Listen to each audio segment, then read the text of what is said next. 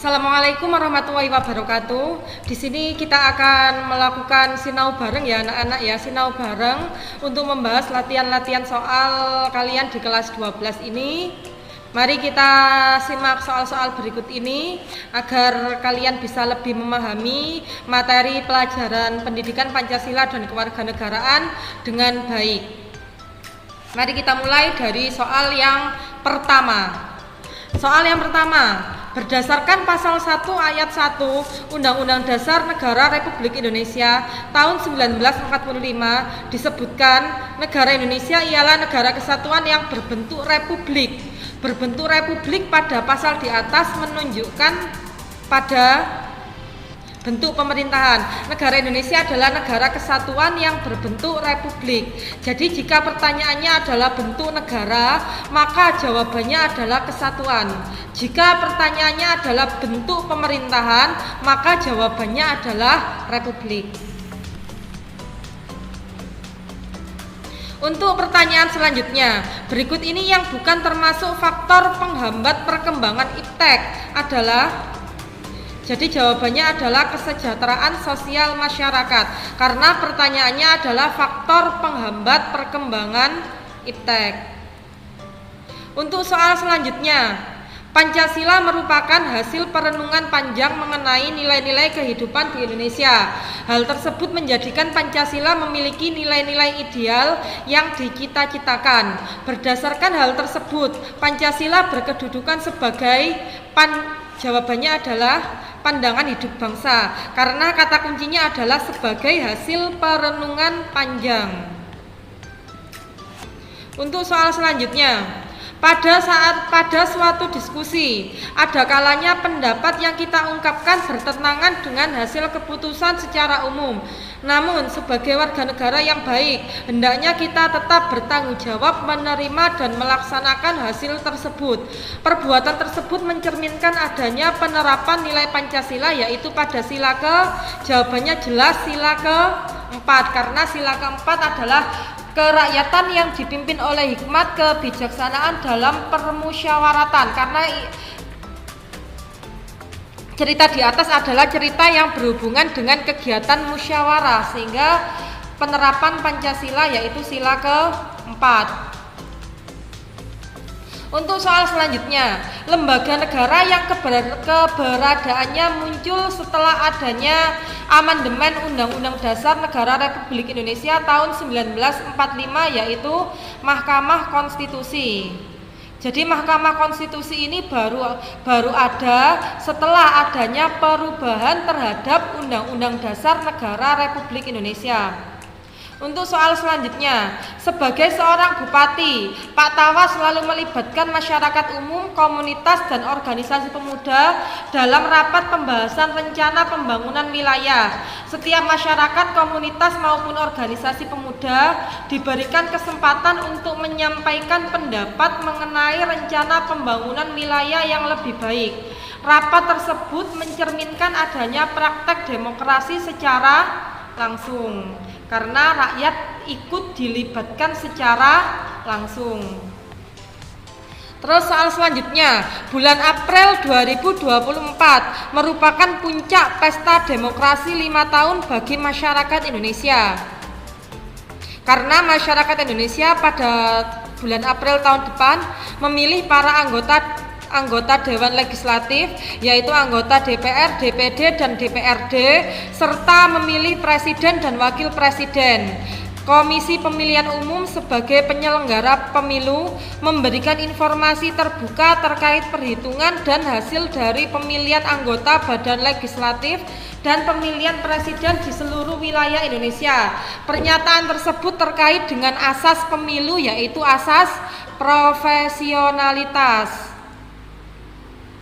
Untuk soal selanjutnya, pada hakikatnya sosialisasi politik menunjukkan pada proses ketika sikap dan pola tingkah laku politik warga negara dibentuk dan difungsikan sebagai sarana bagi suatu generasi untuk menyampaikan patokan politik dan keyakinan politik kepada generasi berikutnya. Dengan demikian, pentingnya sosialisasi politik bagi pengembang budaya politik nasional karena individu menjadi lebih paham. Soal selanjutnya, sebuah kapal penangkap ikan asing melakukan penangkapan ikan di suatu lokasi di perairan di Indonesia. Petugas Indonesia memberikan peringatan karena kapal tersebut menangkap ikan pada jarak zona ekonomi eksklusif. Pertanyaan selanjutnya, integrasi nasional adalah usaha dan proses mempersatukan perbedaan yang ada pada bangsa Indonesia yang menganut semboyan Bhinneka Tunggal Ika, yang artinya berbeda-beda tetapi tetap satu jua, sehingga terciptanya keserasian dan keselarasan secara nasional. Agar kebinekaan itu tidak menimbulkan perpecahan, maka diperlukan sikap dan perilaku, yaitu tidak menganggap budaya lain itu lebih rendah dibandingkan budaya sendiri, atau bahasa lainnya adalah paham etnosentrisme. Pertanyaan selanjutnya, di Indonesia terdapat kebinekaan dalam berbagai macam budaya, adat istiadat, suku bangsa, dan bahasa. Salah satu modal dalam pembangunan nasional adalah kebinekaan dalam persatuan dan kesatuan bangsa.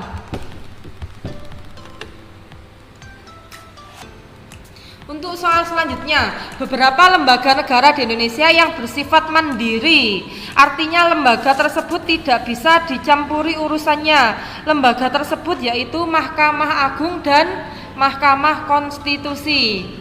Nomor selanjutnya, penyelenggaraan negara berada di tangan Presiden. Presiden sebagai kepala negara dan kepala pemerintahan.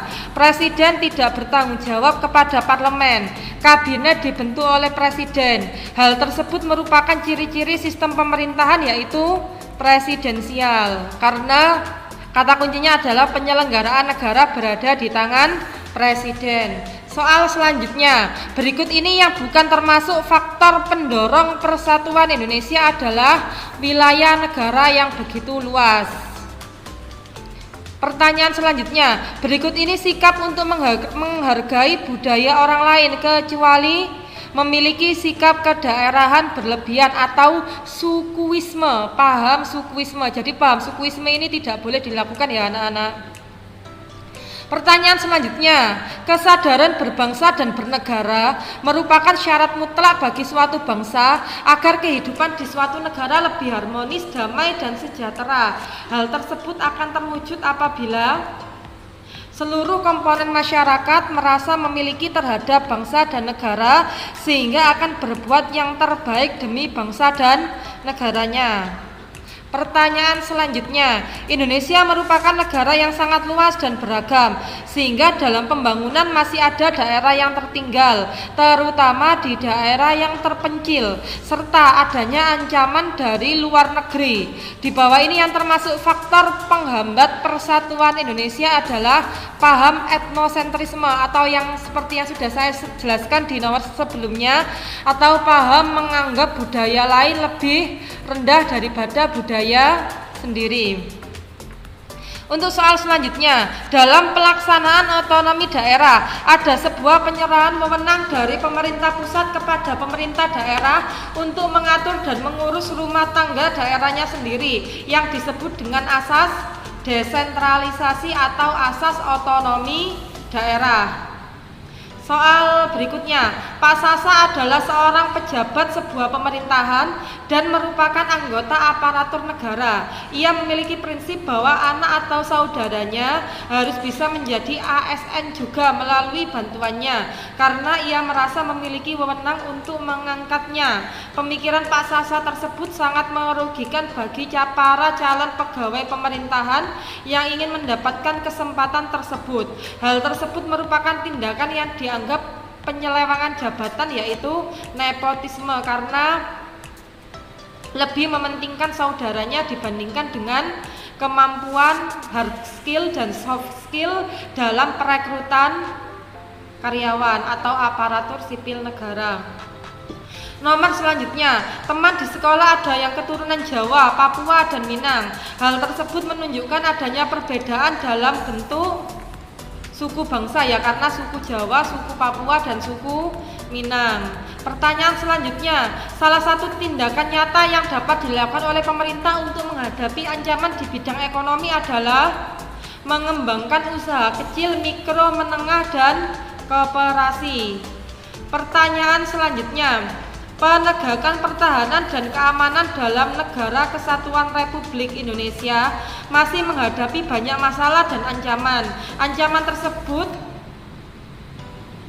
Ancaman terhadap pertahanan keamanan meliputi perang tak terbatas, konflik perbatasan, dan pelanggaran wilayah. Berikut yang bukan termasuk ancaman keamanan di laut atau di udara yang dilakukan oleh pihak-pihak tertentu, yaitu penyalahgunaan kekuasaan dalam pemerintahan.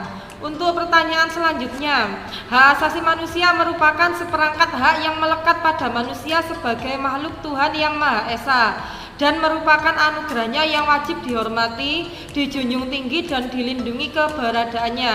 Salah satu contoh peran warga negara dalam upaya penegakan HAM di Indonesia adalah patuh terhadap peraturan perundang-undangan mengenai HAM yang berlaku di wilayah Negara Kesatuan Republik Indonesia. Nomor selanjutnya, pelanggaran hak asasi manusia yang timbul karena faktor internal, yaitu dorongan untuk melakukan pelanggaran HAM yang berasal dari diri si pelaku pelanggar HAM. Di bawah ini yang merupakan penyebab terjadinya pelanggaran HAM yang berasal dari faktor internal atau faktor dari dalam diri, yaitu sikap egois atau terlalu mementingkan diri sendiri. Soal selanjutnya, salah satu tantangan nyata bagi bangsa Indonesia dalam menegakkan HAM yaitu masih terdapatnya kejahatan terhadap kemanusiaan yang berupa pengusiran atau pemindahan penduduk secara paksa. Jangan sampai dilakukan ya. Soal selanjutnya, sebuah tatanan yang di dalam hukum mempunyai kekuasaan mutlak untuk mengatur kehidupan berbangsa dan bernegara, serta menempatkan hukum dalam posisi tertinggi dalam melindungi seluruh lapisan masyarakat, sering disebut sebagai supremasi hukum. Pihak yang memiliki wewenang memberikan usulan atau pengangkatan hakim agung, serta menjaga dan menegakkan kehormatan, keluhuran, martabat, dan perilaku hakim adalah lembaga komisi yudisial. Soal selanjutnya, setiap kejahatan yang dilakukan oleh seseorang sesuai dengan hukum yang berlaku di Indonesia akan diproses secara hukum, mulai dari proses penyelidikan, penyidikan, penuntutan, dan persidangan di pengadilan. Pengadilan tingkat pertama yang berwenang memeriksa, mengadili, dan memutuskan perkara pidana dan perdata yang terjadi di daerah hukumnya adalah pengadilan negeri, karena kata kuncinya adalah pengadilan tingkat pertama. Pengadilan tingkat pertama di Indonesia adalah pengadilan negeri karena berkedudukan di kabupaten atau kota. Soal selanjutnya, keseluruhan kaedah dan asas yang mengatur hubungan atau persoalan yang melintas batas antar negara dengan negara merupakan pengertian internasional menurut Muchtar Kusuma Atmaja. Pertanyaan selanjutnya, negara Indonesia sebagai negara hukum memiliki kekuasaan penuh dalam menerapkan peraturan hukum bagi warga negaranya dimanapun warga negara tersebut berada. Hal tersebut berkaitan dengan asas hukum internasional yaitu kebangsaan. Untuk pertanyaan selanjutnya, dalam peraturan perusahaan dijelaskan mengenai peraturan lembur. Jika seorang karyawan yang tidak berhak mendapatkan penggantian uang lembur tetapi bekerja pada hari libur resmi atau istirahat, ia berhak mendapatkan penggantian hari libur karena sudah bekerja pada hari libur ya. Untuk soal selanjutnya, salah satu sikap yang harus dihindari yang dapat membuat seseorang sangat sulit untuk menerima masukan atau ide positif dan cenderung terlalu mudah mengambil keputusan tanpa mendengarkan pendapat orang lain adalah sikap malas. Itu juga sikap yang harus dihindari ya anak-anak ya, agar kalian kelak bisa menjadi orang yang sukses atau orang yang berhasil. Soal selanjutnya, perdamaian dunia pada dasarnya merupakan suatu kondisi di mana hubungan antara masyarakat, bangsa, dan negara-negara di dunia berlangsung dalam kondisi aman dan damai tanpa disertai dengan pertikaian dan peperangan. Salah satu contoh peran Indonesia dalam menjaga stabilitas keamanan internasional adalah pengiriman pasukan dengan misi sebagai pasukan perdamaian PBB. Pertanyaan selanjutnya, latar belakang organisasi ASEAN dibentuk karena adanya persamaan senasib sebagai negara yang pernah dijajah. Adanya persamaan ini menimbulkan rasa kesetiakawanan di antara bangsa-bangsa Asia Tenggara. Di bawah ini yang merupakan peran aktif Indonesia di ASEAN adalah Indonesia ikut memprakarsai berdirinya ASEAN. Pertanyaan selanjutnya, Indonesia kaya akan tempat pariwisata. Oleh karena itu, salah satu bentuk iptek yang paling sesuai yang perlu dikembangkan untuk menunjang sektor tersebut adalah menyebarkan informasi dan pemesanan terhadap tempat pariwisata di Indonesia melalui media internet. Pertanyaan selanjutnya, ZZ adalah seorang wartawan. Ia sedang meliput kasus terkait perselisihan antara pengusaha A dan pengusaha B. Tindakan yang seharusnya dilakukan ZZ adalah benar karena sesuai dengan asas objektivitas serta adil dan berimbang. Untuk pertanyaan selanjutnya, media A memberikan demonstrasi sekelompok masyarakat mengkritik suatu kebijakan pemerintah. Di sisi lain, media tersebut juga memberitakan tentang program dan kinerja yang dilakukan oleh pemerintah. Hal ini mencerminkan fungsi pers, yaitu sebagai kontrol sosial atas segala kebijakan yang dibuat oleh pemerintah. Pertanyaan selanjutnya, sebutan bagi pengadilan tingkat pertama yang berlaku di Indonesia adalah seperti yang sudah saya sampaikan di soal sebelumnya. Pengadilan tingkat pertama di Indonesia adalah pengadilan negeri karena berkedudukan di wilayah kabupaten atau kota. Pertanyaan selanjutnya, unsur pengadilan yang bertugas memutus perkara dan lamanya hukuman bagi terdakwa adalah hakim. Jadi hakim ini adalah memiliki tugas untuk memutuskan perkara dan menjatuhkan vonis lamanya berapa tahun hukuman bagi terdakwa. Untuk pertanyaan selanjutnya, lembaga peradilan yang bertugas mengadili anggota-anggota TNI adalah pengadilan militer karena kata kuncinya adalah mengadili anggota-anggota Tentara Nasional Indonesia.